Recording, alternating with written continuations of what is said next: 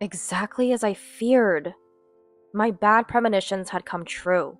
It was more resignation than anger, a feeling of, I knew it.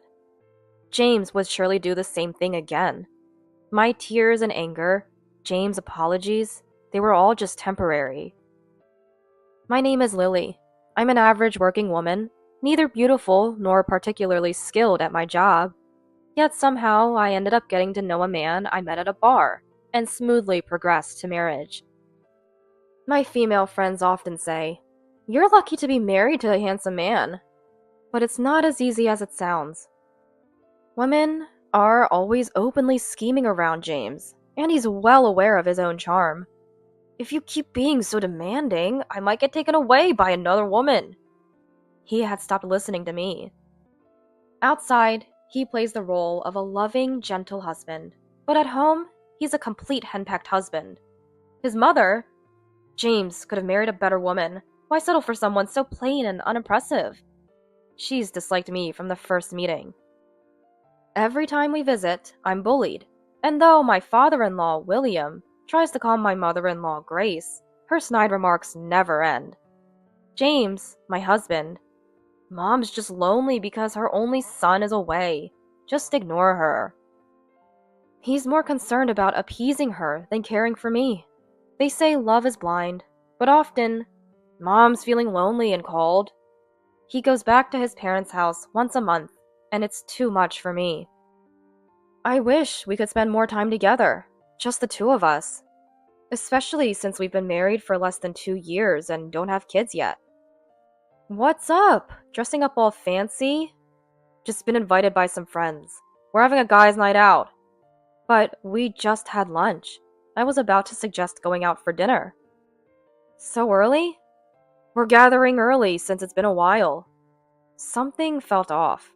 "It's been a while. You just had a gathering." He paused while tying his shoelaces. "It's a different group this time." "Really? It's not an affair, is it?" I had to ask directly because, well, my husband has a history. 6 months into our marriage, returning from my first outing since our wedding, I saw my husband stumbling and playfully kissing another woman. My friend and I were stunned, but my friend quickly said, "Take a photo. We need evidence." I suppressed the evidence of the affair when I was told to do so. I confronted him as soon as I got home. "You kissed me, too." But when I showed him the kissing video on my phone, he finally admitted it. They had met randomly at a bar, bonded over their mutual love of baseball, and exchanged contacts. It was their second meeting, and things got carried away with the alcohol. I cried my eyes out at the shock of his infidelity. He panicked. "I'm sorry. I will never do something like this again." He apologized profusely to me. I made him delete her contact in front of me. But I still wonder if it really was only their second meeting, and if they hadn't been involved before our marriage. After hearing his friends at the wedding say how popular he was in high school and college, I felt lucky he chose me. But now, those words make me anxious about him cheating again. After the affair came to light, he was subdued at first, but now it seems he's forgotten about it entirely, or rather, he didn't learn his lesson. Lately, he prioritizes his friends over me, quickly leaving on his days off. Even when I plan a 2-day trip, he suddenly says he has work and ends up not going. I'm even suspicious if these friends are really just men. "See you!" Lost in thought, I didn't notice him leave. I sighed. Why did he marry me? Did he think I was the kind of woman who would tolerate his cheating? I earn a bit more than James. Maybe he's just using me. Lost in thought, my mobile phone rang. Is it James, wanting me to deliver something he forgot? Annoyed, I checked my phone. It was a call from my friend, Chloe. "It's been a while. Hope I'm not disturbing. Just concerned about how Lily's doing." I couldn't help but share my feelings with her. "I'm physically fine, but getting snide remarks from Grace and James has been going out more." Chloe seemed puzzled, pausing before responding. "That's tough, Lily. You never seem to catch a break." "I know. I just want some peace of mind, to think about children or future." Lately, whenever I bring up kids, James quickly changes the subject. It's not that he's against having children, he just finds the thought bothersome. James seems content as long as he's enjoying the moment. So what will you do? Her question brought me back to reality. Continuing like this isn't good. I feel like I'm just being persuaded by James. I decided to take a bold step. I'll follow him. I'm off today. If he's cheating, he's probably meeting her today. Chloe calmly replied, Got it. I'm off to work, but good luck. In support of Chloe, I am. Yeah, I responded. Ignoring the situation would only make things worse. I need irrefutable evidence to make him reflect. I felt a strange sense of mission. At that moment, I still hoped James would change. But where could he have gone? He mentioned a drinking party, but if he's cheating, maybe he's out shopping with her. I searched for James's account on social media. James regularly updates his social media, and I once peeked out of curiosity. He closed it immediately, saying it was embarrassing, but I remembered the username. I never checked his social media closely, not wanting to pry, respecting his privacy. If I had seen it, I would have been tempted to tell him, and I would have respected my husband's wish to be embarrassed in his own way. But now, potentially being betrayed, that respect didn't matter. I searched his social media by the name I remembered. There it is. There was a photo of him, happily shopping with a woman wearing sunglasses at a fancy department store. His profile stated, single man, $100K income. I couldn't believe he could lie like that. I took a taxi to the department store in the photo. They were probably at the brand section on the first floor. If their shopping took long, I might find them. Walking through the store, checking shops, I heard a familiar voice. Ew, Sophia, I like this! This cost $8,000. I just bought you a $2,000 coat. It was James's voice. Exactly what I thought. I didn't want to be right, but I had to face it. I took out my phone, switched to video mode, and approached them. James, didn't you promise no more cheating? His reaction was entirely different from the first time. Oh, again? I was infuriated. Again? You're blaming me for catching me cheating? He sighed, making a gesture of exasperation. Was he trying to look good in front of her? But I wasn't in a state to care about appearances. But, without evidence, you just run away again, right? Didn't you promise no more lies? My anger from the first time he cheated surged, and I raised my voice, not caring who saw. Some customers turned to look at us. Then a laugh, clearly mocking. Lady, it's pathetic to cling to your husband at your age. It's a marital issue, none of your business. She seemed surprised at my comeback, then visibly annoyed. Figures why James cheats on you. Maybe you should reflect on your actions. Pressured by her words, James also started speaking. It's your fault for not making an effort to prevent cheating. You always come home from work with a tired face. You've given up being a woman. Look at her and learn. He pointed at his mistress. She, pleased with James's words, clapped her hands mockingly. How hilarious! She laughed at me.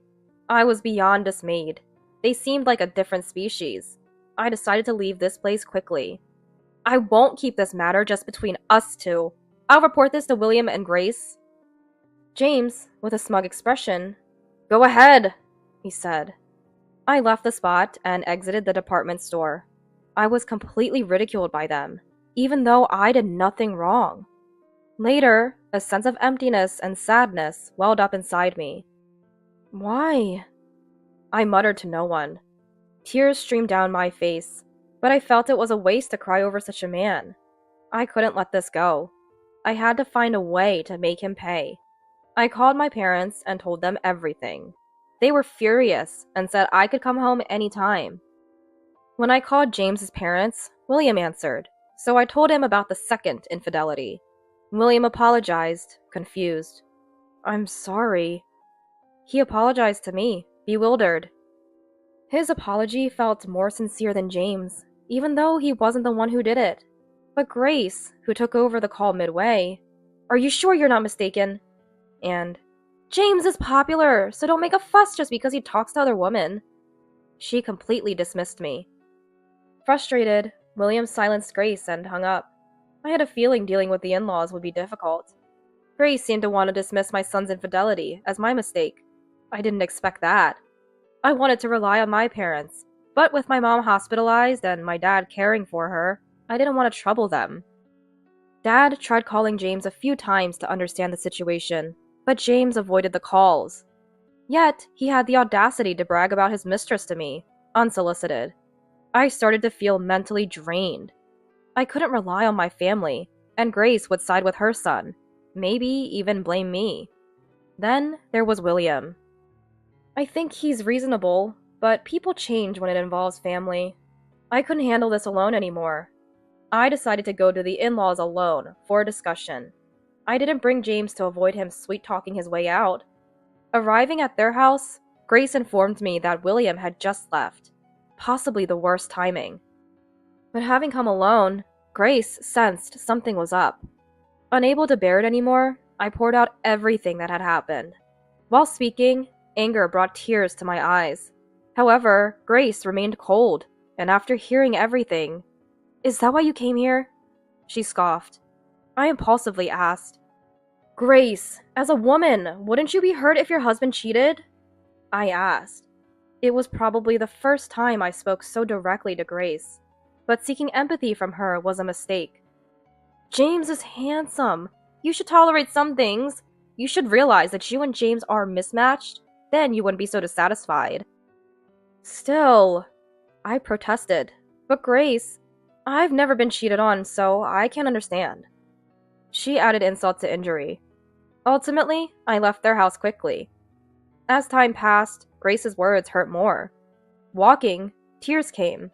I had no expectations from Grace, but it became clear I had no allies in this situation. Feeling gloomy, I didn't feel like going straight home, so I decided to stop by a cafe. Though still hurt, sipping coffee gradually calmed me. I couldn't focus on the magazine I picked up, but it somewhat distracted me. Just as I was about to leave, a familiar voice entered the cafe, unusually cheerful and loud. "Let's have lunch here!" It was Grace, unusually cheerful and loud. I sneaked a peek at the man's face. Grace, behaving unusually giddy for her age, leaned into the man's arm. It was clear they were more than acquaintances. Could Grace be having an affair? My mind went blank for a moment, but their behavior seemed unmistakable.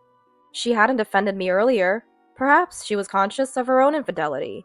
I felt incredibly angry. Luckily, my seat was hidden from most of the cafe. I took out my phone and discreetly took pictures of their intimate behavior. I couldn't forgive James or Grace. I decided to plan their retribution. When I suggested a family dinner, even my busy cheating husband agreed. "Yeah, Mom gets lonely. I should be there for her." I was so excited to get on board that I contacted my parents. I inwardly scorned knowing about the other man, but it wasn't the time to confront my husband. A week later, we had a dinner at his parents' house. I played the role of a quiet wife. After dinner, as everyone started having coffee, William said, "Suddenly wanting a family dinner? Is something up?" My husband looked tense.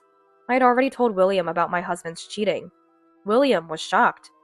"You, with a family?"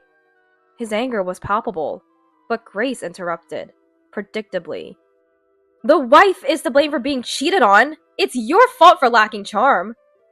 Grace spat venomously, as if warning me not to say more. At that moment, something inside me snapped. "Oh, so William lacks charm too?" Eh? They hadn't expected that. William and Grace spoke up almost simultaneously.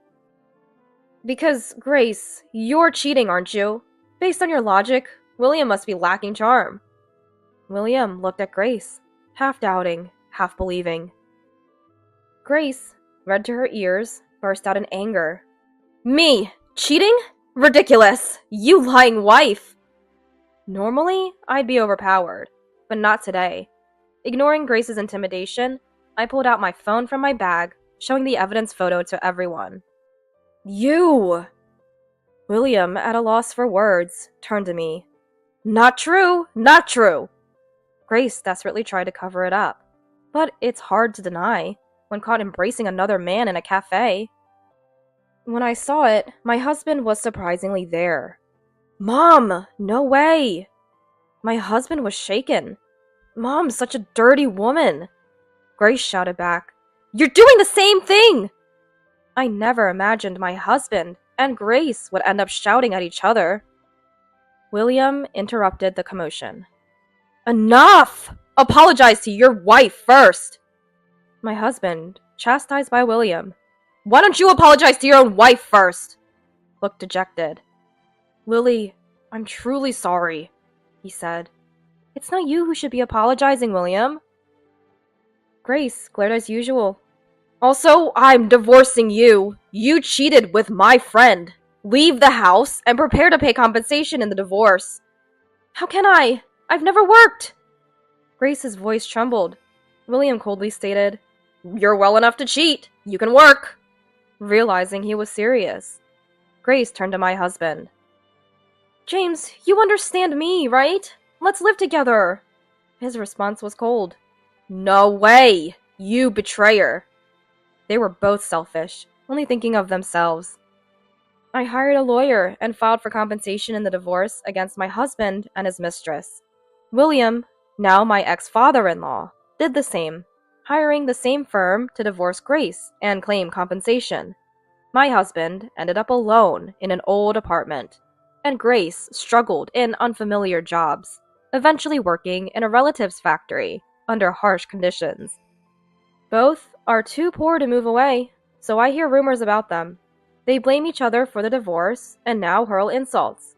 Meanwhile, I enjoy my freedom, living alone. Less stressed than when I was with my cheating husband and cruel Grace. I might date or remarry, but for now, I'm enjoying my free, single life.